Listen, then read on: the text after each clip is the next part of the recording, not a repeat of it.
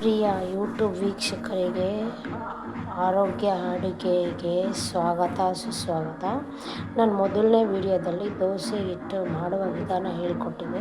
Next ವಿಡಿಯೋನಲ್ಲಿ ಏನೇನು ingredients ಹಾಕಬೇಕು ಅಂತ ನಾನು ಅಪ್ಲೋಡ್ ಮಾಡ್ತೀನಿ ಅಂತ ಹೇಳಿದೆ. ಇವಾಗ ನಾನು ಅಪ್ಲೋಡ್ ಮಾಡ್ತಾಯಿದ್ದೀನಿ, ಇದು ಹೇಳ್ಕೊಡ್ತಾಯಿದ್ದೀನಿ ನೋಡಿ. ಇದು ದೋಸೆ ಅಕ್ಕಿ. ಈ ಲೋಟದಲ್ಲಿ ಬಂದು ಇಷ್ಟು ಚಿಕ್ಕ ಲೋಟದಲ್ಲಿ 9 ಲೋಟ ಇದೆ. ಆ 9 ಲೋಟಕ್ಕೆ 4.25 ಲೋಟ ಉದ್ದಿನಬೇಳೆ, ಮತ್ತು ಇದು ಸಣ್ಣದು ಇದರಲ್ಲಿ 1 ಲೋಟ ಸಬ್ಬಕ್ಕಿ, ಆಮೇಲೆ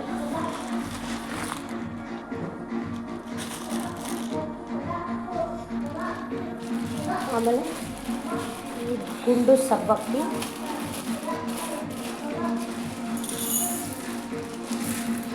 ಇದು 1 ಲೋಟ ಸ್ವಲ್ಪ ಬರುತ್ತೆ ಗುಂಡು ಸಬ್ಬಕ್ಕಿ, ಆಮೇಲೆ ಈ ಕರಿ ಉದ್ದಿನಬೇಳೆ,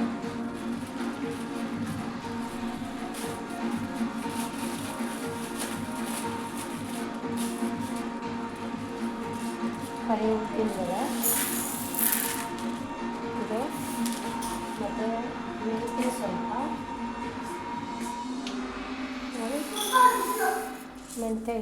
ಮೆಂತ್ಯ ಸ್ವಲ್ಪ, ಆಮೇಲೆ ಹುರುಳಿಕಾಳು ನಿಮಗೆ ಗೊತ್ತಿರೋ ಹಾಗೆ ನೀವೆಷ್ಟು ತಿಂದಷ್ಟು ಒಳ್ಳೆಯದು. ಇದನ್ನು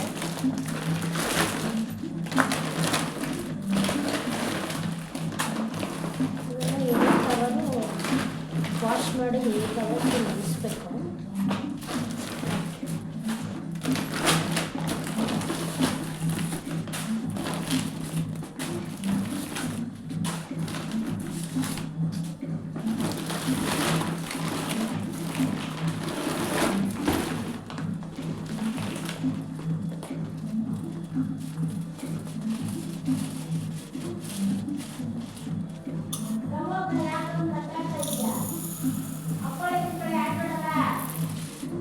ಲೋಟದಲ್ಲಿ ವೀಕ್ಷಕರೇ, ಇದು ವೆರಿ ಗುಡ್ ಫಾರ್ ಹೆಲ್ತು.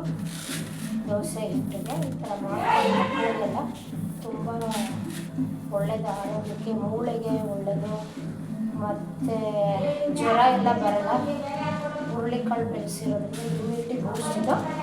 ಇದನ್ನು ನಾನು ವಾಶ್ ಮಾಡಿ 8 ಅವರ್ಸ್ ನೆನೆಸಿಡ್ತೀನಿ. ಆಮೇಲೆ ಮಿಷಿನಲ್ಲಿ ಬೀಸ್ಕೊಂಡು ಬಂದು ಮಾಡ್ಕೊಳ್ತೀವಿ ನಾವು ಇವಾಗ ಬೇಕು. Thank you. Please subscribe and like. ನೋಡಿ ವೀಕ್ಷಕರೇ, ಈ ಥರ ವಾಶ್ ಮಾಡಿ 2 ಸಲ ನೀರಲ್ಲಿ 8 ಅವರ್ಸ್ ನೆನೆಸಿಡ್ಬೇಕು. ನೋಡಿ ಎಷ್ಟು ಚೆನ್ನಾಗಿ, ಎಲ್ಲ ಆರೋಗ್ಯಕರವಾದದ್ದು, ಇಮ್ಯುನಿಟಿ ಬೂಸ್ಟ್.